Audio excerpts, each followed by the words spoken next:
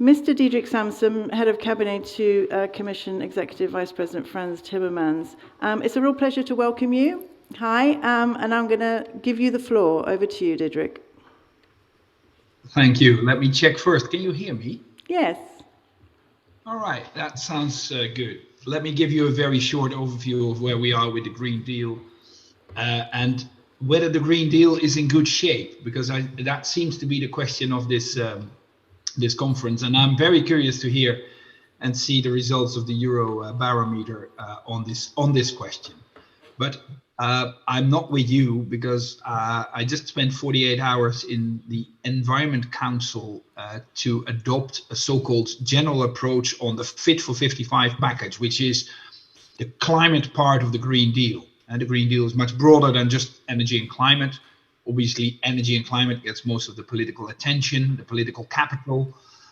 So it's significant.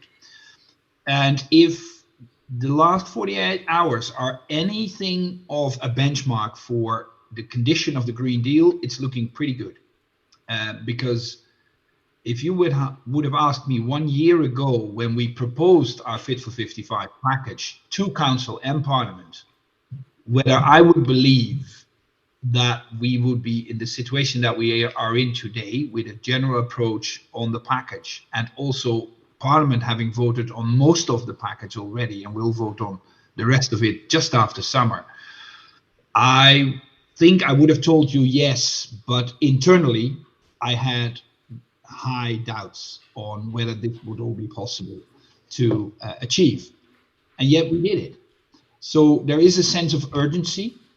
There's enough momentum to make this happen, because the Fit for 55 package is, and I'm obviously not a very objective source here, but take it from me, it's by far the biggest package Europe has ever adopted.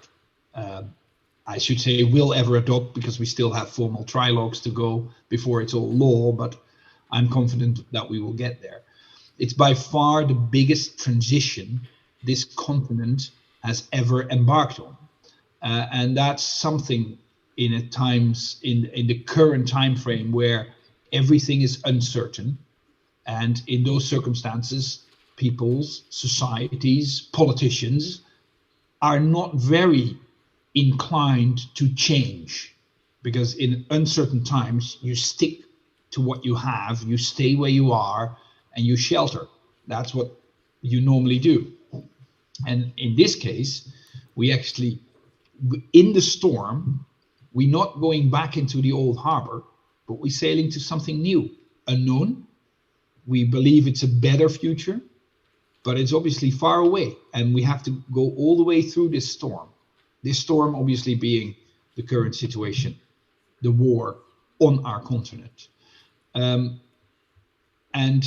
the story of the Green Deal is actually that these external circumstances that normally would kill every environmental policy didn't kill the Green Deal. The opposite happened. The Green Deal was supercharged by the events that we endured in the last 2.5 years. Corona first, and then the war. In both instances, the Green Deal did not end up in the lowest drawer that a politician could find, because that happens normally with environmental policies. We don't have time for that right now. We have an urgency to deal with.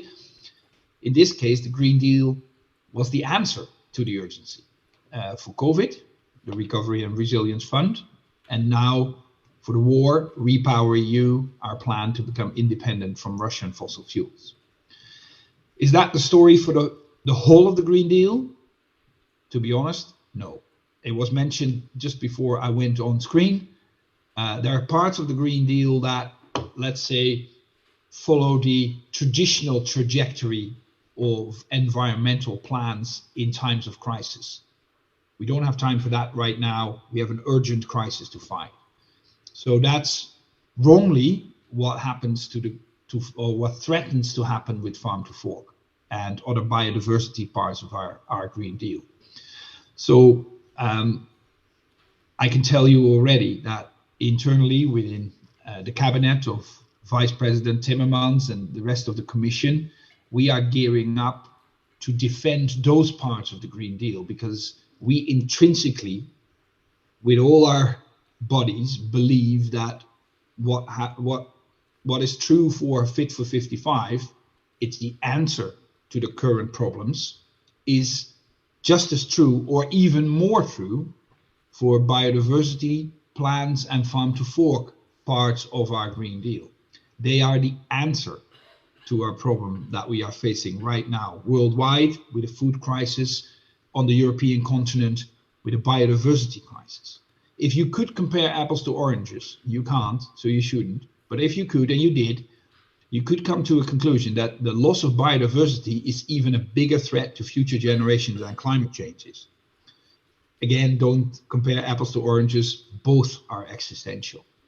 So our job, and I'm curious to see whether that's reflected in the Eurobarometer, but our job is obviously to continue our work on Fit for 55, now supercharged with Repower EU, and step up our work on Farm to Fork, the Biodiversity Strategy. I'm happy that I can tell you that just last week we issued proposals on those areas, the reduction of pesticides, the nature protection law. So also it's not just a commitment, we're also showing for that commitment. We are delivering on that commitment, but the work is far from done. And I think the next half of our mandate, we will spend a lot of energy on particularly those issues that haven't got the attention that they deserve up to now. With that, I would like to leave it over to you. I'm available for questions or whatever you like to organize this. Thank you very much. Thank you very much. Can you hear me still? Yep.